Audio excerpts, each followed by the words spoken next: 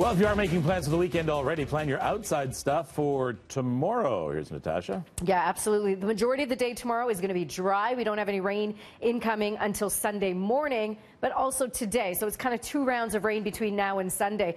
Right now we are overcast. We'll likely get into some drizzle in the next couple of hours. In areas to the north of the downtown core, especially north of Steeles, north of Highway 7, we'll have that slight risk of freezing drizzle this morning.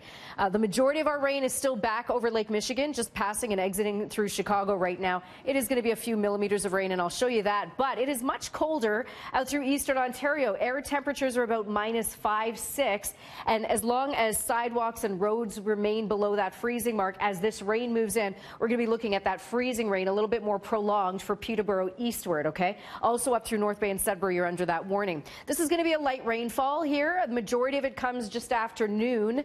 This is your 2 p.m. snapshot right here, and then that pushes out in time for the drive home. So no rain will be falling from the sky as you drive home tonight, but we may still see some wet roads. Could see a few scattered flurries out through northern York Durham just after midnight tonight, wet flurries.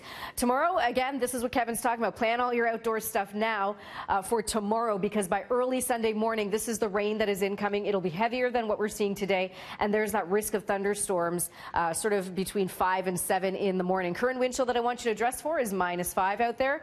Feels like -7 out through Markham, and I'll leave you with the 3-day forecast. I'm going to tweet all of this out, right? Obviously.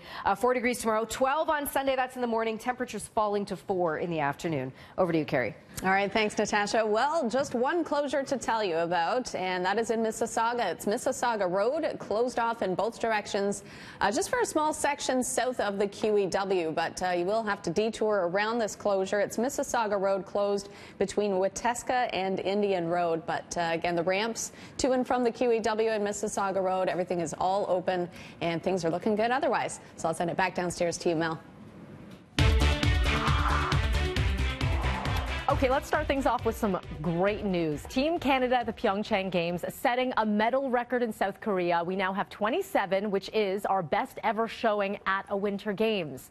First up, it was on the slopes. Kelsey Serwa of Kelowna winning gold in women's ski cross, and her teammate Brittany Phelan of Mont Tremblant earning the silver in the race.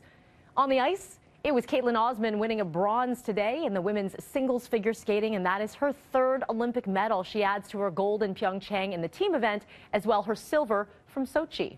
So here's where we stand. Our 3 medals today, bringing our total to 27, 10 gold, 8 silver, 9 bronze. That is 1 more medal so far than the 26 that we won in Vancouver back in 2010.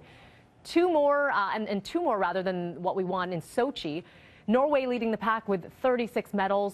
13 of them are gold. It's Germany, then us in 3rd place. And for many Canadian sports fans, this is what the Winter Olympics are all about. The men's hockey team will be soon hitting the ice to take on Germany in semifinal action. And our Tammy Sutherland's at the bar. Good morning, Tammy. Yeah. Good morning. Yeah, we're at Hurricanes near Bloor and Davenport here. I'm behind the bar because at 7 o'clock in less than half an hour, bars in the city are allowed to open, of course. That's during the semi and the finals for Team Canada's hockey. And of course, the men's semifinal is happening this morning in about 40 minutes time against Germany, and whoever wins will be going to the final tomorrow night. Now, we know who they will face now. So the Czech Republic and Russia just finishing up their game. Russia beating the Czech Republic 3-0, so it'll be maybe a Russia-Canada final, we're hoping. And really, the odds are so good. It's in their favor, and that's because Canada has never lost to Germany during an Olympic hockey match. So we're going to make it 16-0. We'll win against Germany later this morning, and we'll be here during the morning as well, during the game, as some of the Hurricanes patrons will be coming in, maybe for an early beer. I don't know. You can wake up to what's a breakfast beer? Moosehead. Moose. Okay, so yeah, we'll see. Good old Canadian, right? Good old Canadian beer. So again, that game is set to get underway in about 40 minutes time. We will be here with the fans as well, watching along. For now, Mel, I'll send it back to you.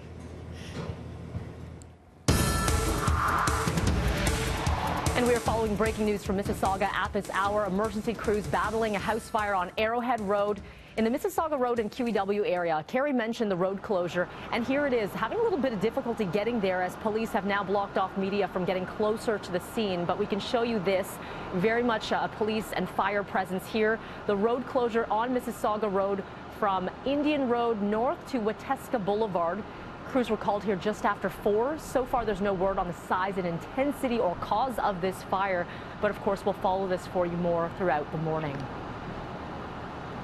Our cameras are also live just west of Orangeville this morning, where a memorial to Caden Young continues to grow. The 3-year-old swept away by the floodwaters early Wednesday after the minivan that he was in got lost in a washed-out roadway. The OPP helicopter is expected to be back out for this search later on this morning around 8 o'clock.